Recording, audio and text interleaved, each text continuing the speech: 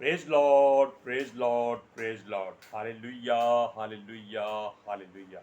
सबको जय मसीह की। परमेश्वर, हमारा परमेश्वर जो सारे जगत का, सारी सृष्टि का, हर धर्म का, हर मजहब का, हर पुरुष का, हर स्त्री का परमेश्वर है, वो अपने प्रिय पुत्र के आने की सूचना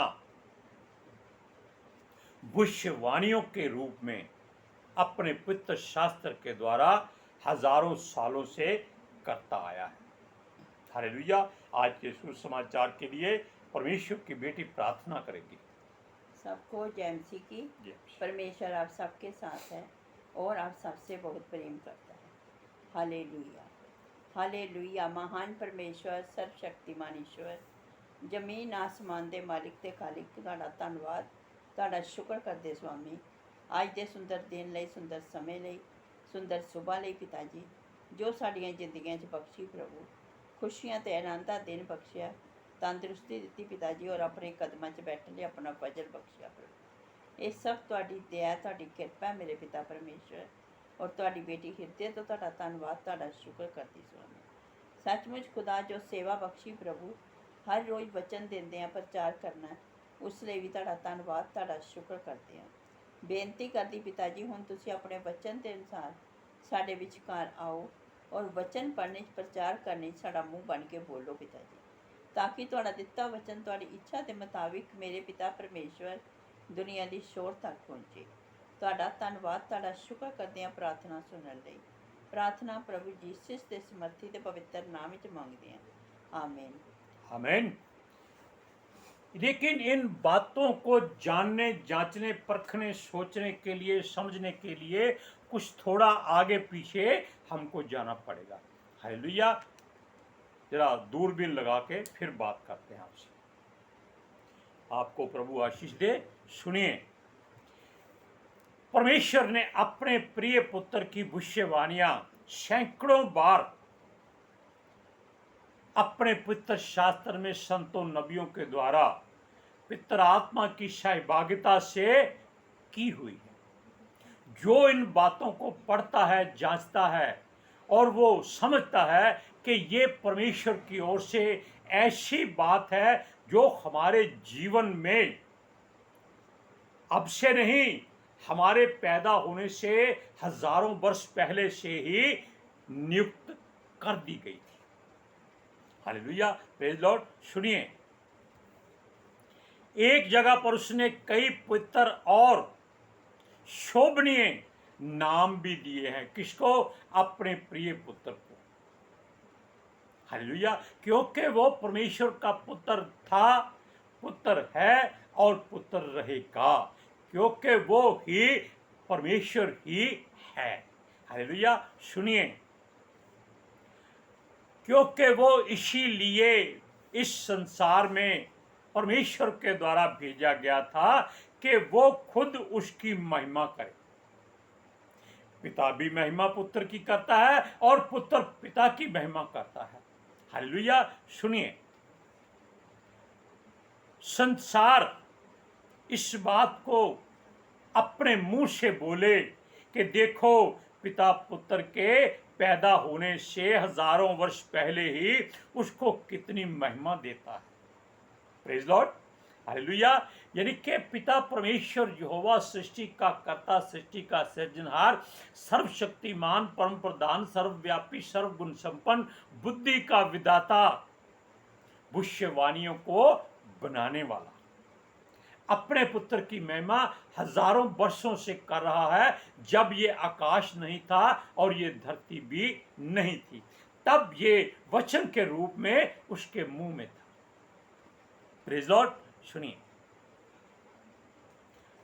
जो जो काम उसे करने हैं उसका भी परमेश्वर के द्वारा इस पवित्र शास्त्र में जिक्र किया गया है, वर्णन किया गया है, लिखा गया है कि वो क्या करेगा, कैसे रहेगा, कब तक ये काम करेगा, और उसकी महिमा कौन कौन करेगा और कैसे होगी, और उसका रुतबा क्या होगा, उसका न्याय कैसा होगा, उसकी बोलचाल कैसी होगी, उसका स्वभाव कैसा होगा। क्योंकि यीशु ने एक बात बहुत बढ़िया कही कि मैं मन में नम्र और दीन हूं, मेरे स्वभाव में बढ़ते जाओ। आमीन बोलिए सब लोग।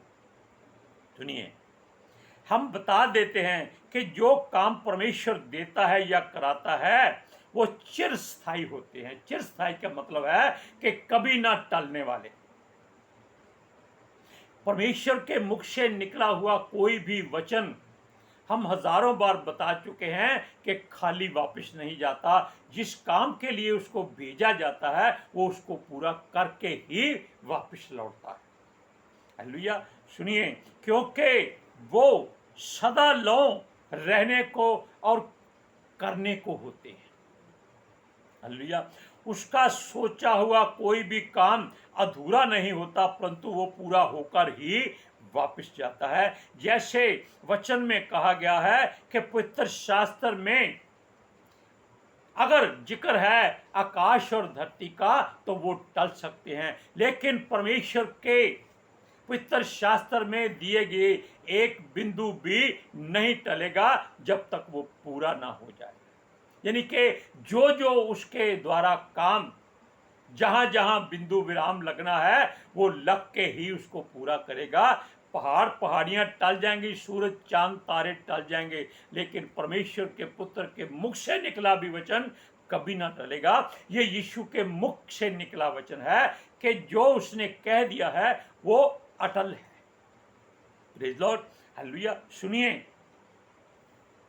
ये बातें इसलिए यीशु ने कही थी ताकि आप लोग विश्वास कर लें कि वो सचमुच परमेश्वर का प्रिय पुत्र है, परमेश्वर की ओर से भेजा गया है और वो ही परमेश्वर भी है। सुनिए, वचन सुनिए, मरकुस की इंजील 13 अध्याय उसकी 30 और 31 आयत में क्या कहता है? मैं तुमसे सच कहता हूँ कि जब तक ये बातें ना हो लेंगी तब तक लोग जाते ना रहेंगे। आकाश और पृथ्वी टल जाएंगे परंतु मेरी बातें कभी ना टलेंगी। किसने कहा मेरी बातें कभी ना टलेंगी? क्यों कहा? क्योंकि वो परमेश्वर के मुख से निकला हुआ वचन था और उसके मुख से जो यानी कि जो मनुष्य के रूप में आया था, जो निकलता है वो वही निकलता है जो परमेश्वर उसको देता है, कहता है, बताता है। आपको हमने कई बार बताया कि यीशु कहता है कि जो मेरा पिता करता है मैं वो ही करता हूं। वो अपने पिता को जो करते हुए देखता है वो ही वो दूसरों के लिए करता है। हालेलुया। सुनिए, कभी कभी मनुष्य जो विश्वास करता है कि प्रभु यीशु जो परमेश्वर की ओर से आया है वो ही हर तरह से अपने लोगों की सहायता करता है, और ये बात बिल्कुल सत्य है। वो कभी भी आपकी सहायता करने से इनकार नहीं करता। आप जैसे मर्जी हो, अच्छे हो, बुरे हो, डाकू हो, चोर हो, लुटेरे हो, व्यभिचारी हो, दुराचारी हो, अत्याचारी हो, कुछ भी हो, प्रभु यीशु कभी आपसे नफरत नहीं करेगा।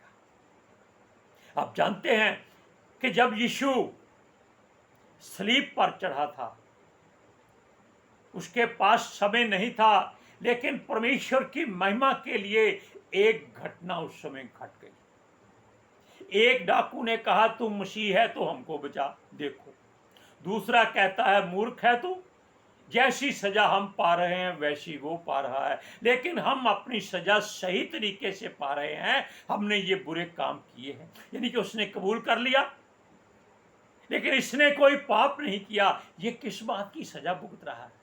लेकिन उसके मन में एक बात आई, उसने कहा हे यीशु, जब तू अपने राज्य में जाए तो मुझे स्मरण करना। उसने ये नहीं कहा कि मुझे बचा, उसने कहा मुझे स्मरण करना मतलब मेरा ध्यान रखना, मुझे याद करना। और यीशु ने उसे उसी समय उस पापी डाकू अत्याचारी को क्या कहा, मैं तुझसे सच सच कहता हूं तू आज ही रात मेरे साथ स्वर्ग में होगा। कितना समय लगा? सेकंडों के हिसाब से।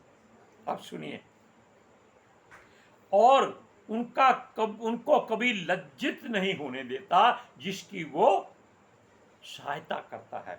जब संसार उसके चुने हुए या विश्वास करने वाले लोगों के साथ बहस करते हैं, उल्टे सीधे सवाल करते हैं, उनकी खिल्ली उड़ाते हैं, उनका मजाक उड़ाते हैं, तब कई बार हमारे जैसे अनजान या अज्ञानी लोग, मैं अपने आप को मूर्ख कहूंगा, मूढ़ कहूंगा, वो डर जाते हैं या भूल जाते हैं कि इसको क्या उत्तर दिया जाए।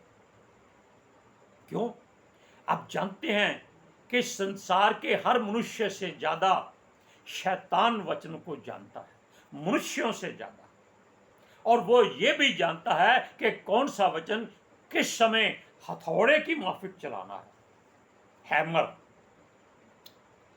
इसीलिए यीशु कहता है कि चिंता मत करना, फिक्र नहीं करना, तुम लज्जित नहीं हो जाओगे। क्यों? तुम्हें उसी समय जो कहना होगा बता दिया जाएगा, ऐसा वचन कि जो तुम्हारे बैरियों को लज्जित कर देगा।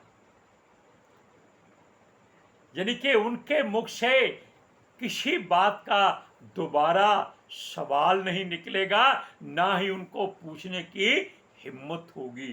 सुनिए, क्योंकि अपने लोगों को स्वर्ग में से वो हर बात का भेद खोलने की समझ दे देता है।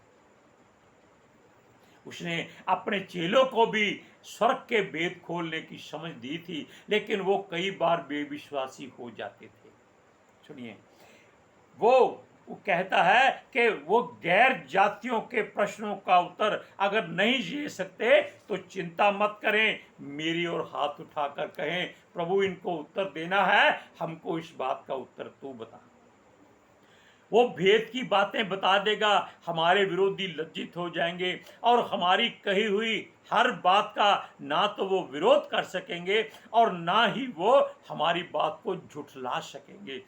सुनिए, हमने बताया कि यहाँ जो कुछ उसके मुख से निकलता है वो पूरा होकर ही रहता है। आप इस वचन को बहुत ध्यान से सुनिएगा कि ये वचन आपके जीवन में हमेशा काम करे। लूका की इंजील 21 अध्याय उसका 14 और 15 है।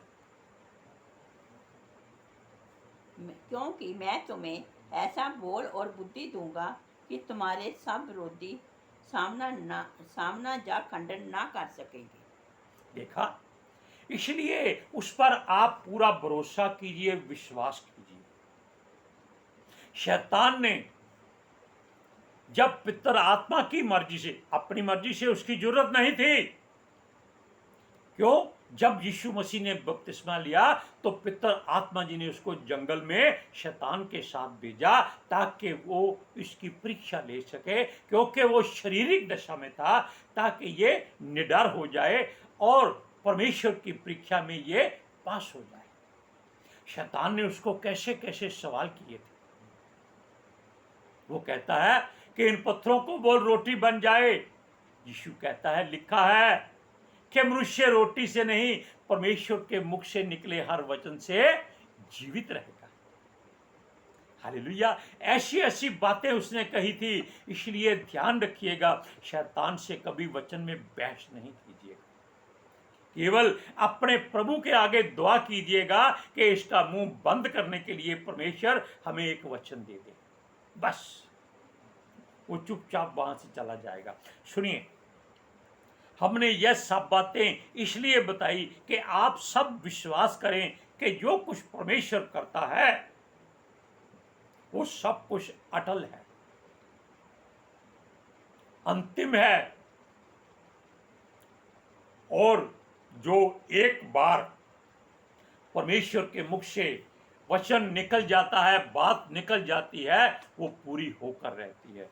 सुनिए, उसने यीशु के बारे में सैकड़ों बार इस पवित्र शास्त्र में भविष्यवक्ताओं के द्वारा या नबियों संतों के द्वारा भविष्यवाणियां की हुई हैं कि उसका पुत्र संसार में राज्य करने आ रहा है। हालेलुया। आप एक जगह नहीं हजारों जगह पढ़ेंगे, लेकिन आपको समझना पड़ेगा कि यीशु मसीह के बारे में लिखा हुआ और तो कोई उसका पुत्र था नहीं, ना ही किसी को उसने अपना पुत्र ठहराया। सुनिए, वो राज्य करने आ रहा है और जो भी धरती पर उसके द्वारा किया जाएगा वो अनोखा और अजीब होगा। ऐसी बात जो यीशु करेगा वो संसार में पहले कोई नहीं कर सकेगा, ना कर सकता है। सुनिए, वो एक ऐसा अद्भुत और विस्मित करने वाली बातें करने वाला एक सामर्थी परमेश्वर के द्वारा तैयार किया गया उसका प्रिय पुत्र कहलाएगा। हालेलुया। वो अनोखा होगा और बड़े ही अद्भुत और विचित्र काम करेगा। ऐसी बात ना पहले कभी हुई, ना सुनी जाएगी, ना ही इसके बाद में कोई कर सकेगा। उसका राज्य सदा लौ रहेगा, जब तक ये सूरज चांद रहेंगे, धरती आकाश रहेगा।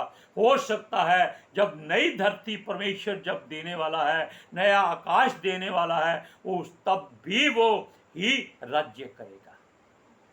हालेलुया। सुनिए, उसके जन्म की भविष्यवाणी भी आपने परमेश्वर के द्वारा ही सुनी थी। जब उसने किसी राजा से कहा कि कोई ऐसी आकाश की या धरती की कोई वस्तु मांग ले, वो राजा डर गया। उसने कहा मैं नहीं मांगने का। क्यों? वो समझ गया कि अगर कुछ गलत मांग लिया गया तो अविनाश हो जाएगा, क्योंकि परमेश्वर शरीर ही नहीं आत्मा को भी नाश कर सकता है। तब परमेश्वर ने खुद यीशु मसीह को इमानुएल का नाम देकर उसे कहा था कि इमानुएल नाम का एक बच्चा कुंवारी के गर्भ से पैदा हुआ, और बाद में उसका नाम हमने या लोगों ने या विश्व वक्ताओं ने यीशु रखा, जिसका अर्थ है कि यीशु भी हमारे भीतर है। पहले का अर्थ है कि परमेश्वर हमारे साथ है, इमानुएल का। सुनिए, जिसके द्वारा, यानी कि एक और है जिसके द्वारा वो सारे कामों और राज्य और भविष्यवक्ताओं की बातों में से जो कुछ भी कहा गया है वो यशाया नबी के द्वारा इस पवित्र शास्त्र में दर्शाया गया है कि वो आप भी इस संसार में एक ऐसा पुत्र जिसको भेजा है, वो बड़े अजीब और अद्भुत काम करेगा। वो न्याय करेगा। संसार में पैदा हुआ, उसके ऊपर सारा कार्यभार सौंपा गया, उसके कंधों पर सारा बोझ लाद दिया गया है कि संसार के सारे पापों, गुनाहों, अपराधों को अपने ऊपर लेकर वो न्याय करे। सुनिए, वो ऐसा युक्ति वाला, समर्थी और परमेश्वर की ओर से होगा जो सदा काल का राजा ठहराया जाएगा। शांति का राजकुमार उसका नाम होगा, जो सदा काल ही हुकूमत करेगा, जिसका कभी अंत नहीं होगा। यानी कि उसकी हुकूमत अभी हम बता चुके हैं कि वो राज्य करेगा। धरती आकाश मिट जाएंगे, उसके बाद परमेश्वर नई धरती नया आकाश देगा, वहां भी वो ही राज्य करेगा। यानी कि उसका राज्य अनंत काल का होगा। उसको परमेश्वर दाऊद की गद्दी पर बिठाएगा ताकि वो न्याय और धार्मिकता को संभाल कर रखे। हालेलुया। क्योंकि यह सब परमेश्वर के द्वारा ही किया जाएगा और यहोवा का आत्मा निश अपराध को हर अधिकार देगा। हालेलुया। और उसको वो एक जगह पर स्थिर नहीं करेगा, बल्कि सारी सृष्टि पर स्थिर करेगा। इसमें कुछ भी बदलाव नहीं होगा। आप वचन को पढ़िए, यशाया की पुस्तक 9वां अध्याय उसकी 6 और 7 आयत में। क्योंकि हमारे लिए एक बालक उत्पन्न होगा, हमें एक पुत्र दिया जाएगा और प्रभुता उसके कंधों पर होगी और उसका नाम अद्भुत युक्ति करने वाला, पराक्रमी परमेश्वर, अनंत काल का पिता और शांति का राजकुमार रखा जाएगा। उसकी प्रभुता सर्वदा सर्वदा होगी और उसकी शांति का अंत ना होगा। इसलिए मैं उसको दाऊद की राज गद्दी पर उस समय से लेकर सर्वदा के लिए न्याय और धर्म के द्वारा स्थिर किए और संभाले रहेगा। सेनाओं के यहोवा की धुन के द्वारा वह भी हो जाएगा। जो करता है परमेश्वर करता है, इसके अलावा कोई कुछ नहीं कर सकता। मनुष्य की तो कोई औकात ही नहीं है, क्योंकि वो मिट्टी का बना हुआ है और हमारा प्रभु मिट्टी का नहीं था। वो आत्मा के द्वारा परमेश्वर की इच्छा से धरती पर हमारे लिए आया, रहा और सदा लौट रहने का निश्चय करके यहीं रहे। हालेलुया। अब आप सोच लीजिए कि आप उस चिरस्थायी राज्य में रहना चाहते हैं तो यीशु पर विश्वास कीजिए, परमेश्वर पर भरोसा कीजिए, पितर आत्मा जी के आगे विनती मिन्नत और प्रार्थना कीजिए, फरियाद रिक्वेस्ट कीजिए कि वो आपको सदा लौ यीशु के साथ रहने के लिए तैयार रखें। हालेलुया। आज के सुसमाचार के लिए परमेश्वर की बेटी प्रार्थना करेगी। Hallelujah. Thank you Jesus, thank you Lord, thank you पितर आत्मा जी। ਤੁਹਾਡਾ ਧੰਨਵਾਦ, ਤੁਹਾਡਾ ਸ਼ੁਕਰ ਕਰਦੇ ਸੁਆਮੀ, ਸਾਡੇ ਵਿਚਕਾਰ ਆਉਣ ਲਈ, ਵਚਨ ਪੜ੍ਹਨੇ 'ਚ ਪ੍ਰਚਾਰ ਕਰਨੇ, ਸਾਡਾ ਮੂੰਹ ਬਣ ਕੇ ਬੋਲਣ ਲਈ ਪਿਤਾ ਜੀ। ਤੁਹਾਡੀ ਬੇਟੀ ਹਿਰਦੇ ਤੋਂ ਤੁਹਾਡਾ ਧੰਨਵਾਦ, ਤੁਹਾਡਾ ਸ਼ੁਕਰ ਕਰਦੀ ਸੁਆਮੀ। ਸੱਚਮੁੱਚ ਖੁਦਾ ਤੁਹਾਡਾ ਦਿੱਤਾ ਵਚਨ ਤੁਹਾਡੀ ਇੱਛਾ ਦੇ ਮੁਤਾबिक ਮੇਰੇ ਪਿਤਾ ਪਰਮੇਸ਼ਵਰ ਦੁਨੀਆ ਦੀ ਸ਼ੋਰ ਤੱਕ ਪਹੁੰਚੇ, ਲੋਕ ਸੁਣਨ ਔਰ ਸੱਚਾਈ ਨੂੰ ਜਾਣਨ ਔਰ ਸੱਚਾਈ ਉਹਨਾਂ ਨੂੰ ਆਜ਼ਾਦ ਕਰੇ ਪਿਤਾ ਜੀ। ਮੈਂ ਤੁਹਾਡਾ ਧੰਨਵਾਦ, ਤੁਹਾਡਾ ਸ਼ੁਕਰ ਕਰਦੀ ਹਾਂ ਸੁਆਮੀ, ਔਰ ਤੁਹਾਡੇ ਬੱਚੇ ਹਮੇਸ਼ਾ ਤੁਹਾਡੀ शांति और ਤੁਹਾਡੇ अनुग्रह ਵਿੱਚ बने रहें। आमीन आमीन। Praise Lord. सबको जय मसीह। जय मसीह की।